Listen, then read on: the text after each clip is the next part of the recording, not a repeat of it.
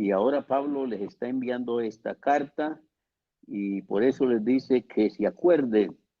Dice, en aquel tiempo estabais sin Cristo, alejados de la ciudadanía de Israel y ajenos a los pactos de la promesa, sin esperanza y sin Dios en el mundo. Qué terrible situación. Todo esto con referencia al mundo gentil. Pero Dios tenía en sus propósitos, en sus planes, tenía un plan glorioso para revelarlo. Y cuando mi Dios entonces abrió esa ventana, dio a conocer que tenía un propósito con el mundo gentil, y por eso hoy tantos gentiles oyendo la palabra del Señor, de los cuales mi Dios tiene un pueblo redimido para gloria y alabanza de su nombre. Y les dice, acordaos que en otro tiempo vosotros los gentiles, en ese tiempo atrás, y de verdad que esto nos debe llamar también a cada uno de nosotros, el tiempo cuando estábamos allá sin esperanza y sin Dios en el mundo, sin Cristo, alejados de la ciudadanía de Israel. Pero ahora tiempo presente dice, en Cristo Jesús vosotros que estabais lejos, a una distancia, dice, habéis sido hechos cercanos por la sangre de Cristo. La sangre de Cristo que nos limpia de todo pecado, nos emblanquece y nos purifica, y quiero decir más, nos dignifica y nos hace aptos y aceptos para el día glorioso en el cual entonces esperamos. Todos nosotros estábamos lejos y cada vez por el pecado más distante, porque Dios, que es puramente santo, no comparte absolutamente nada con el pecado. No porque Dios se haya ausentado o se haya apartado del hombre, sino que es el hombre el que se ha apartado de mi Dios, cada día en su vida multiplicando el pecado y más lejos de Dios. Entonces, sin esperanza y sin Dios en el mundo. Pero gracias a mi Dios, que mi Dios envió a alguien que nos hizo oír el plan de la salvación, allá donde estábamos y cómo estábamos. Y también nos inspiró entendimiento para entender su palabra y también nos dio de su poder para que nos acercásemos a Él y recibiésemos el plan de la salvación mediante el perdón de pecados, el arrepentimiento, el bautismo en agua en el nombre glorioso del Señor Jesús. Y entonces ahora, en la presencia de Dios, por causa de o por razón de la sangre de Cristo, que nos limpia de todo pecado, porque el pecado es lo que distancia al hombre de Dios. Oído, lo distancia de Dios. Pero la sangre de Cristo, el Señor, que nos limpia de todo pecado, esa virtud gloriosa, porque es la virtud gloriosa de la sangre de Cristo, porque no es la sangre del hombre común, es la sangre del hombre Dios. Si lo oye y lo entiende, bueno, para Dios sea la gloria. Entonces, la virtud de esa sangre preciosa nos ha limpiado nuestra conciencia y toda esa culpabilidad de pecado. Entonces, Dios nos hizo nuevas criaturas y ahora en la presencia de Dios podemos sentir su presencia. En la presencia de Dios, bueno, un texto que siempre citamos, en tu presencia hay plenitud de gozo y delicias a tu diestra para siempre. Usted, mi hermano, que ha llegado a sentir la presencia, o puede sentir la presencia del Señor y gozarse en la presencia del Señor y darle respuesta a mi Dios con alabanza, honra y gloria. Gracias a mi Dios por esa fuente carmesí, esa fuente preciosa que fue derramada por Cristo el Señor en el madero de la cruz. La virtud de esa sangre es la que nos limpia de todo pecado y nos trajo de esa distancia en que estábamos nos trajo hacia Él y por eso hoy podemos sentir su presencia. Usted que ha sido lleno del Espíritu Santo, ¿cuántas veces la presencia de Dios en usted que lo hace de usted mismo no pueda ni contenerse porque la presencia de mi Dios está en usted? Todo eso, imagínense, qué misterio, qué bondad de mi Dios.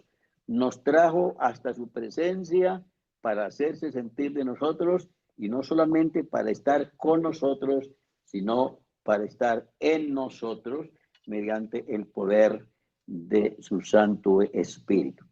Está hablando una sangre que es propia, la sangre, no es heredada. Prestamos atención un poquito a esto, que la sangre de Cristo no es heredada. Dice en Hebreos 9:12 que es la sangre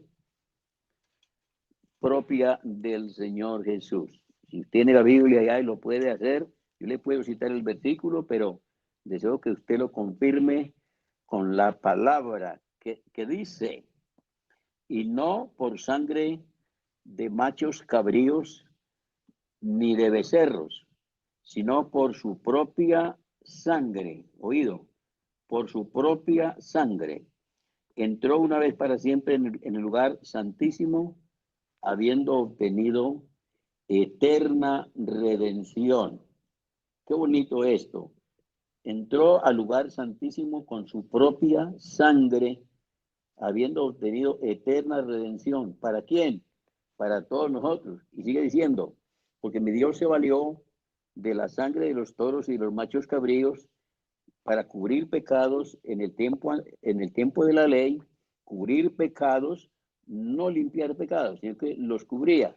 Entonces, por ello dice, porque si la sangre de los toros y de los machos cabríos y la ceniza de la becerra, rociada a los inmundos, santifica para la purificación de la carne. Ese texto que sigue allí, el verso 14, con esa interrogación, ¿cuánto más la sangre de Cristo, el cual mediante el Espíritu Eterno se ofreció a sí mismo sin mancha? Dios limpiará vuestras conciencias de obras muertas para que sirváis al Dios vivo? Entonces, ¿cuánto más la sangre de Cristo? Porque si la sangre de los toros y los machos cabríos y la ceniza de la becerra rociada a los inmundos santificaba para la purificación de la carne. Dice aquí el escritor Pablo, ¿cuánto más? Póngale usted grandeza a eso, toda la que usted pueda entonces imaginarse. ¿Cuánto más la sangre de Cristo, el cual mediante el Espíritu Eterno se ofreció a sí mismo sin mancha a Dios, limpiará vuestras conciencias de obras muertas para que sirváis al Dios vivo? Hace referencia también la palabra aquí en hebreo, haciendo referencia de la sangre de Abel.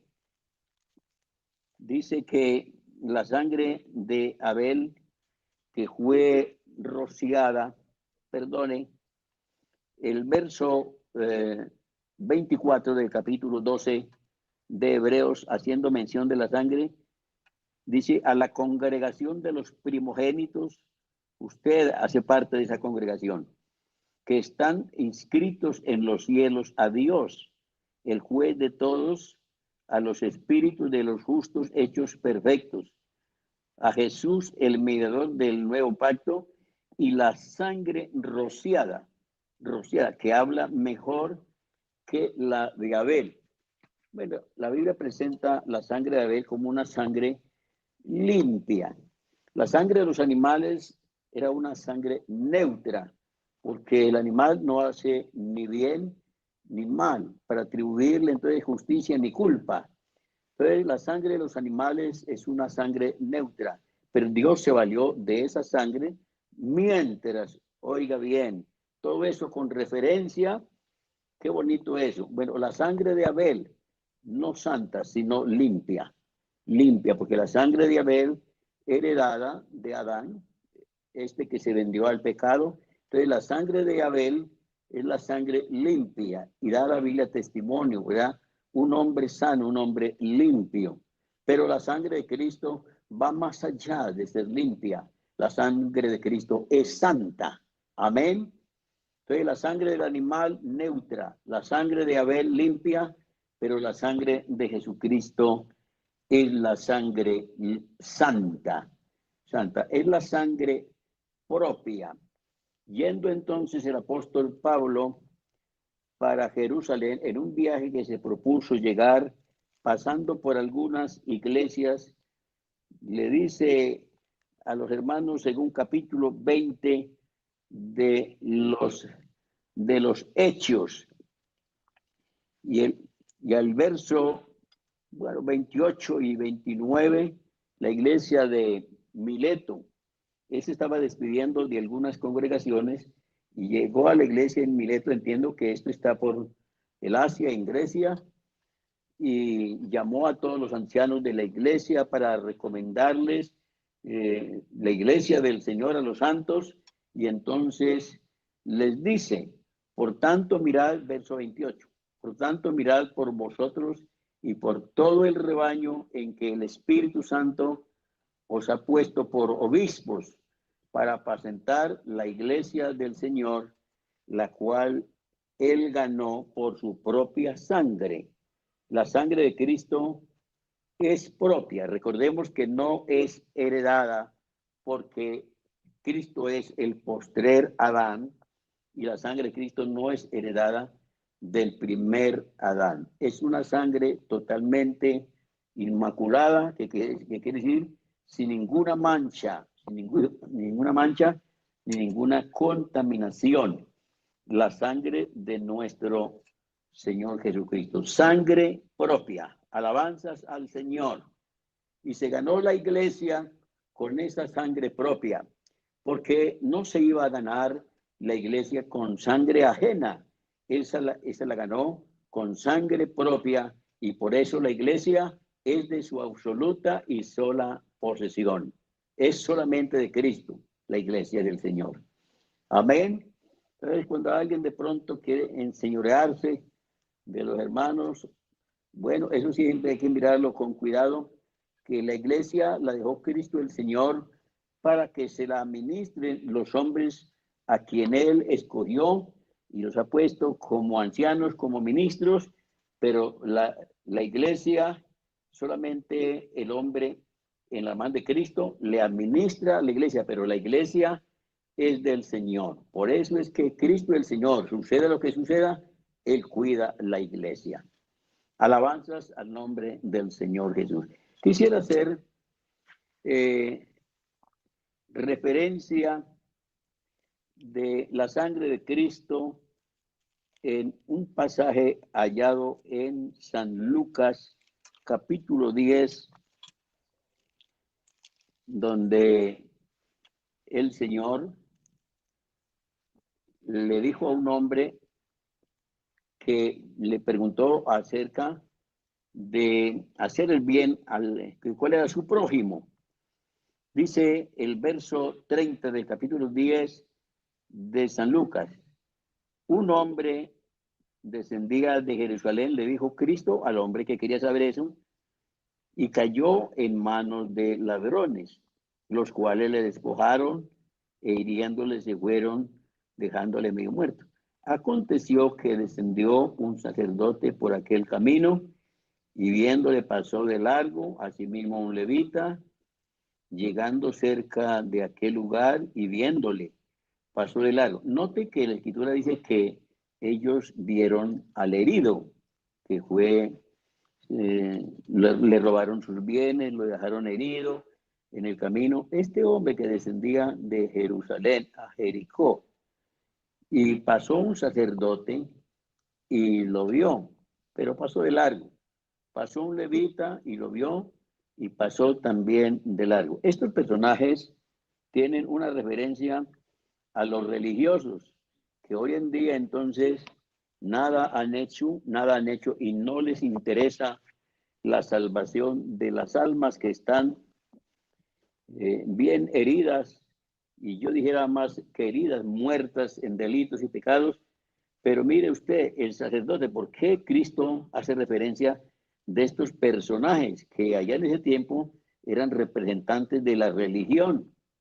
Dice que iba por el mismo camino un sacerdote. Lo vio al herido, pasó de largo.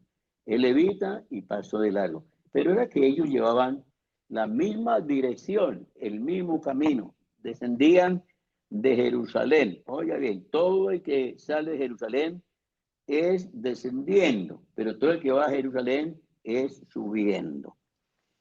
Pero dice, verso 33 de la escritura citada, capítulo 10 de San Lucas. Pero un samaritano que iba, este no descendía, iba de camino, vino cerca de él y viéndole fue movido a misericordia y acercándose vendó sus heridas, echándoles aceite y vino y poniéndole en su cabalgadura, lo llevó al mesón y cuidó de él.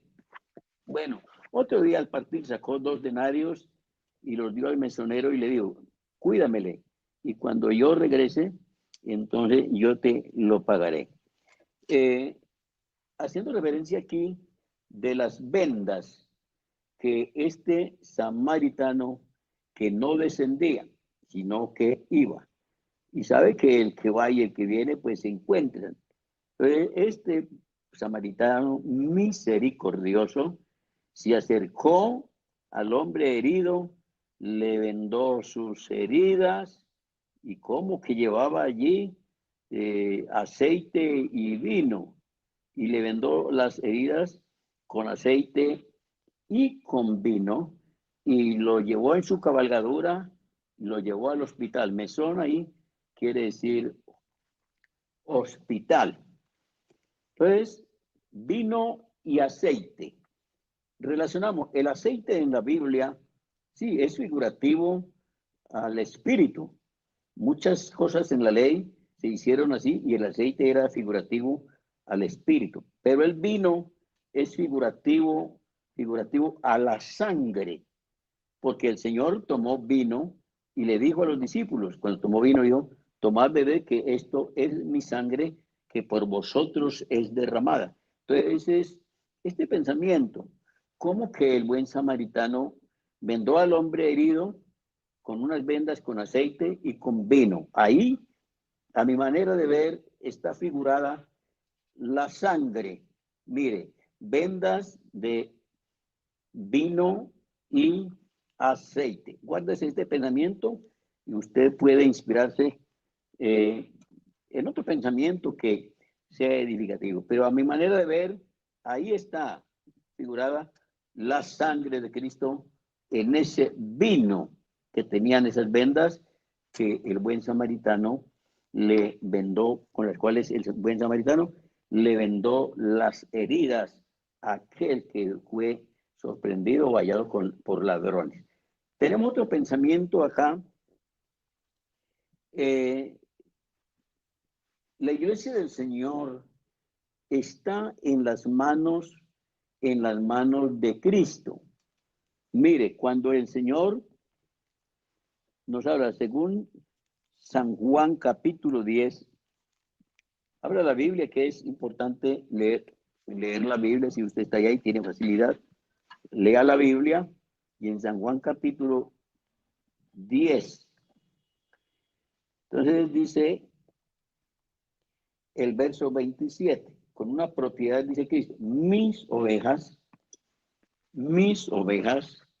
son propias, oyen mi voz y yo las conozco y me siguen y yo les doy vida eterna y no perecerán jamás, ni nadie las arrebatará de mi mano. Mi Padre que me las dio es mayor que todos y nadie las puede arrebatar de la mano de mi Padre. Bueno, el texto 30, que es corto, pero oye lo que dice el Señor, yo y el Padre uno somos. Parece que los discípulos entraron en confusión cuando Cristo les dice, hablando de las ovejas, en mis manos están y nadie las arrebatará de mi mano. Singular habla ahí, no habla plural, de mis manos, no, de mi mano. Mi Padre que me las dio es mayor que todos y nadie las puede arrebatar de la mano de mi Padre. Entonces da a entender que los discípulos parece que entraron en confusión. Ah, no, es que el Padre es un ser aparte del Hijo. Y es cuando entonces Cristo les dice, no, no, no, si han entrado en una confusión, yo les aclaro, yo y el Padre, uno somos. Quiere decir, las manos del Padre son las del Hijo y las manos del Hijo son las del Padre. Amén. Entonces, mirando que en las manos de Cristo hay unas heridas por donde fluyó sangre, porque también debemos de saber que donde fluye sangre, por donde fluye sangre, alguien está herido. Entonces, las manos de Cristo por donde fluyó sangre preciosa. Y por eso dice, verso 28, y yo les doy vida eterna, vida eterna. Y para dar vida eterna, pues tiene que ser el eterno, ¿sí o no? Y no perecerán jamás, ni nadie las arrebatará de mi mano. Esa palabra, nadie, el Señor no está por ahí refiriéndose a una persona, a un hombre común. No, aquí hay un desafío al que quiere arrebatar al cristiano de las manos de Cristo. A ese, ¿quién es ese? Satanás, el maligno. Y nadie, ese nadie es el diablo. Las arrebatará de mi mano. Miren esa palabra, arrebatar, con furia, con violencia. Dice, nadie las arrebatará de mi mano. ¿Por qué? Porque en la mano de Cristo hay unas heridas. Y por esas heridas fluyó sangre. Y la iglesia que está en las manos del Señor está en las manos de la redención. Al Señor sea la gloria. El maligno no te podrá arrebatar si tú estás en las manos del Señor. Alabanzas al nombre de Jesús. No te podrá arrebatar. Quédate allí en las manos del Señor, que ahí estamos completamente seguros. Gloria a mi Dios. Entonces, también quiero hacer mención de lo que dice Cristo referente a la serpiente que levantó Moisés en el desierto, que Cristo hace referencia de esa serpiente de bronce. Es capítulo 3 y el verso 14 dice Cristo, y como Moisés levantó la serpiente en el desierto, así es necesario que el Hijo del Hombre sea levantado para que todo aquel que en él cree no se pierda, mas tenga vida eterna. Alabanzas al Señor. Entonces, esto tiene referencia, si usted quiere mirarlo allá en el libro de Número, capítulo 21, número 21, cuando el pueblo de Israel que iba camino al desierto, también por el desierto a la tierra de la promesa, ellos siempre hablaron en contra de mi Dios y en contra de Moisés, que era quien los iba dirigiendo, porque les hizo falta naturalmente muchas cosas en el desierto de las cuales ellos están acostumbrados en Egipto, pero mi Dios les dio comida, una comida que ellos no habían conocido, les dio agua de la roca, un maná con todos los nutrientes, pero ellos estaban cansados de comer el pan. Dice el verso 5 del capítulo 21 de Números, dice, y habló el pueblo contra Dios y contra Moisés, porque, diciendo, ¿por qué nos hiciste subir de Egipto para que muramos en este desierto? Pues no hay pan ni agua y nuestra alma tiene fastidio de este pan liviano. Entonces dice que Dios les envió serpientes venenosas que los mordían y se morían. Y entonces dice que el pueblo vino a Moisés y dijo, hemos pecado por haber hablado contra Jehová y contra ti. Ruega a Jehová que quite de nosotros estas serpientes. Y Moisés oró por el pueblo. Pero Jehová le dijo a Moisés, hazte una serpiente ardiente y ponla sobre un asta como una estaca alta, ¿no? Y cualquiera que fuere mordido y mirare a ella, vivirá. Tenía que mirar hacia lo alto. Y Moisés hizo una serpiente de bronce y la puso sobre un asta. Y cuando una serpiente mordía a alguno, miraba a la serpiente de bronce y vivía. Hay una pregunta.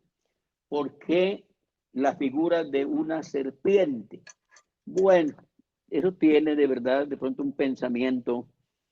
¿Por qué la figura de una serpiente? Y Cristo dice, y como Moisés levantó la serpiente en el desierto, es necesario que el Hijo del Hombre sea levantado, para que todo aquel que en él cree, entonces tenga vida eterna. Imagínense, aquí la serpiente mordiendo al pueblo, y mucha gente dice que murió. Llevaron entonces la petición a Moisés. Moisés oró, pero Dios le dice, hazte una serpiente de bronce o ardiente y ponla en alto en una estaca para que todo el que sea mordido por serpientes allá venga donde está la serpiente de bronce y mire y con una mirada quedaba sano. Era un acto de fe, ¿no? Una mirada. Entonces, Cristo que hace referencia a esto, que así como Moisés levantó la serpiente en el desierto, era necesario que el Hijo del Hombre fuese levantado. ¿Dónde fue levantado Cristo? Levantado en la cruz del Calvario, donde derramó toda su fuente preciosa. No le quedó una gota en el cuerpo al Señor, toda la derramó. No hay antídoto contra el veneno de una serpiente. Mire usted, como la sangre, como la serpiente antigua, porque eso es figurativo, la serpiente antigua, el diablo, Satanás. Pero la sangre de Cristo, no hay antídoto más eficaz que la sangre de Cristo para destruir el veneno de la mordedura del diablo Satanás, que es el que entonces a la raza humana la inspiró a hacer lo malo, a pecar, y siempre es el enemigo de Dios y el enemigo de la iglesia. Hable, a ver, un poquito, ¿por qué dice que una figura? Porque alguien pregunta, ¿por qué figura de una serpiente? Y Cristo, el Señor, dice que es necesario que como Moisés levantó la serpiente en el desierto, así se ha levantado también el Hijo del Hombre. Mire, siempre hemos dicho, es un pensamiento. La serpiente es figura del diablo, eso sí, figura de Satanás. Pero alguien dijo, lo que se usó en el tabernáculo, en el desierto, donde se sacrificaban tantos animales por el pecado, por la culpa, por sacrificios de paz o sacrificios voluntarios. Ese altar allí, todo se hizo de bronce. Un hombre dijo, ese bronce allá está figurando el Calvario. Mire, porque todos esos sacrificios tienen un guión y llegan hasta el Calvario. La sangre del animal que se sacrificaba allá por pecado, por culpa, por tener paz o sacrificios voluntarios. Todo eso tiene una línea que viene y proyecta hasta el Calvario. Entonces, ese sacrificio de Cristo allá en la cruz, oiga bien, mi amigo y hermano, todo eso allí tiene un mensaje muy grande, muy especial a mi manera de ver. En la cruz no solamente Cristo venció al diablo, Cristo venció al diablo allí y él se coronó victorioso. Entonces hay que mirar dos cosas, el que ganó y el que perdió. Entonces la serpiente está figurando al diablo, porque el diablo perdió, pero Cristo ganó. Al Señor sea la gloria. Entonces Cristo, muriendo allí, está identificándose con ese altar donde se sacrificaban todos esos animales por estas cosas que ya dijimos, por pecado, por la culpa, pecados de paz, bueno, por todos esos sacrificios que se hacían. Cristo está figurando ahí en el Calvario y está cumpliendo todo eso, porque todo esto era sombra, ¿no? Era sombra de lo que había de venir. Entonces, Cristo en la cruz está representando todos estos sacrificios. Entonces, Él es el vencedor. Y el diablo allí, que es la figura de serpiente, ese es el perdedor. A su nombre sea la gloria. Al nombre de Cristo sea la gloria. Cristo venció, no para salvar ángeles, sino para redimirnos a cada uno de nosotros. No para hacerse Él la victoria, sino que esa victoria nos la ha delegado a cada uno de los redimidos, la iglesia del Señor. Entonces, al Señor sea la gloria y la alabanza a esa fuente preciosa, la sangre de Cristo, que nos limpia de todo pecado y nos hizo cercanos a su presencia. Recuerde que hoy podemos disfrutar de la presencia del Señor porque Él nos hizo